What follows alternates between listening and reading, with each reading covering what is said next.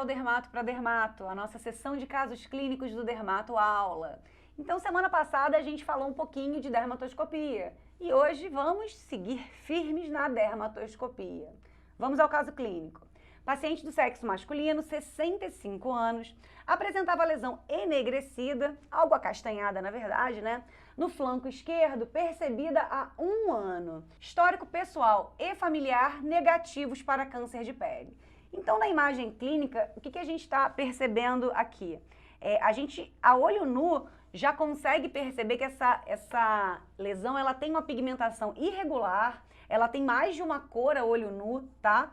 Então, mesmo no ABCD clínico, isso aqui já seria considerado uma lesão suspeita, pelo menos, tá? Mas é óbvio que a gente fez dermatoscopia. E aí, vamos lá. Eu queria aproveitar essa imagem para a gente relembrar um algoritmo dermatoscópico que é o TDS, tá? Que é aquela regra do ABCD dermatoscópico. Esse algoritmo foi desenvolvido por Stoltz, tá? E esse algoritmo ele ajuda muito quem está começando em dermatoscopia.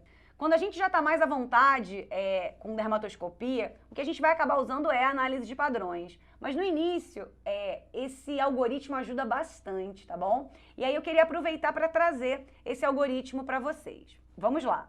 Então, qual é o primeiro critério que a gente vai analisar nesse algoritmo? Critério A, que corresponde à assimetria. Como eu analiso esse critério? Bom, primeiro eu traço uma linha imaginária, óbvio, tá? Na lesão, no maior diâmetro dessa lesão. Depois eu traço uma segunda linha imaginária, 90 graus da primeira linha. E aí eu comparo os quadrantes, tá? O que é a dica e o mais importante? Você não vai analisar somente o formato desses quadrantes. Você tem que analisar também as estruturas dermatoscópicas. Então, o fato de ter, por exemplo, glóbulo num quadrante e não ter no outro é um aspecto que traduz a assimetria, tá bom? Vamos para a imagem que eu vou sinalizar aqui para vocês. Então, vamos comparar esse quadrante com esse. Eles são similares?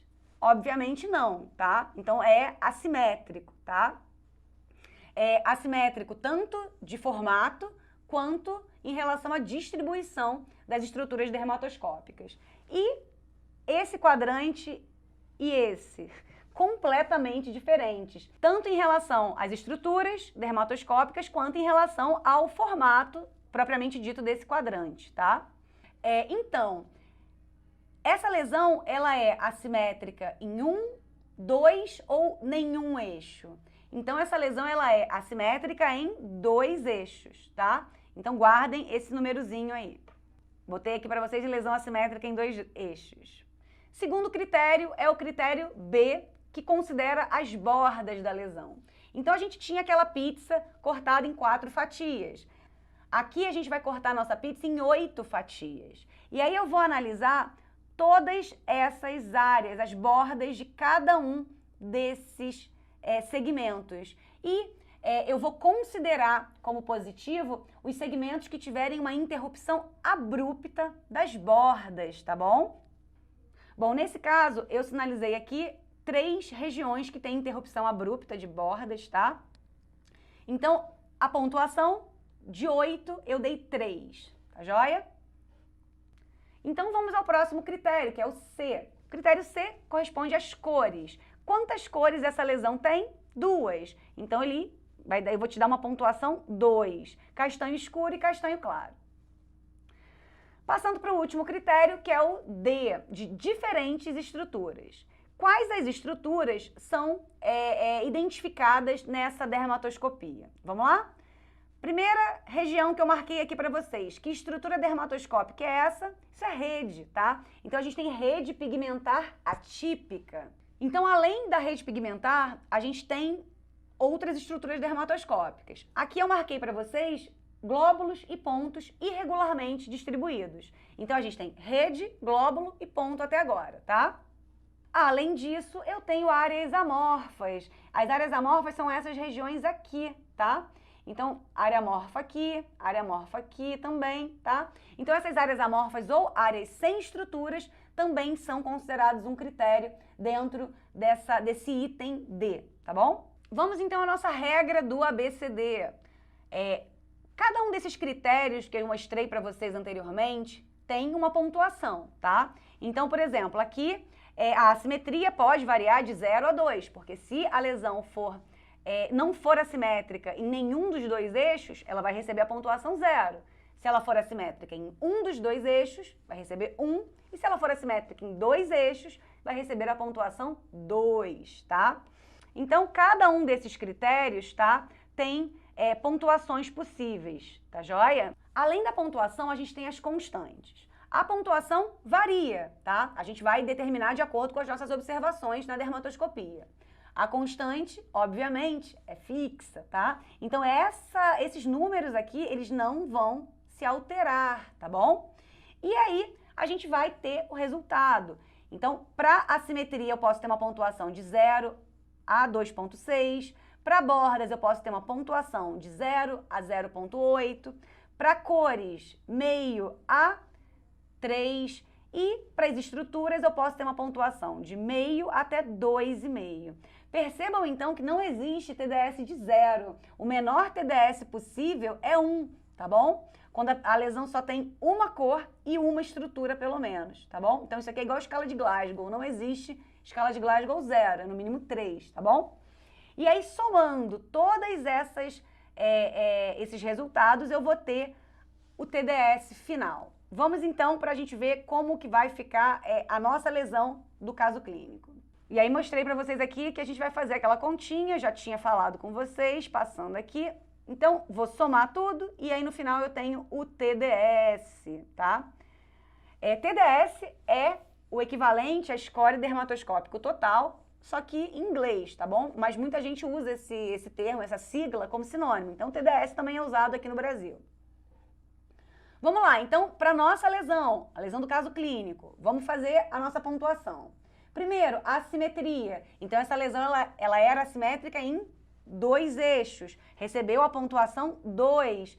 Multiplicado pela constante 1,3, eu tenho 2,6, ok? Então, no critério bordas, a gente considerou 3 bordas com interrupção abrupta. Multiplicado pela constante, 0,3, tá? Cores, consideramos 2 cores. Consideramos somente o castanho claro e o castanho escuro. Multiplicado pela constante meio, a gente tem uma pontuação 1, tá? O que a gente viu naquela lesão? Rede, glóbulo, ponto e área sem estrutura. Então, 4 estruturas identificadas, tá? Multiplicado por meio, que é a constante, a gente teve um total de 2. E aí, o que eu vou fazer?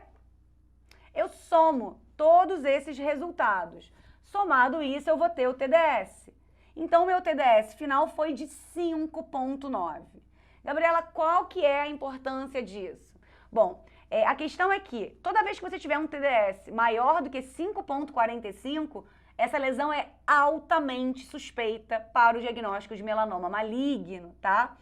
Quando você tiver uma lesão mais ou menos assim, no intervalo de 4,5 até 5,45, essa lesão pode ser considerada suspeita.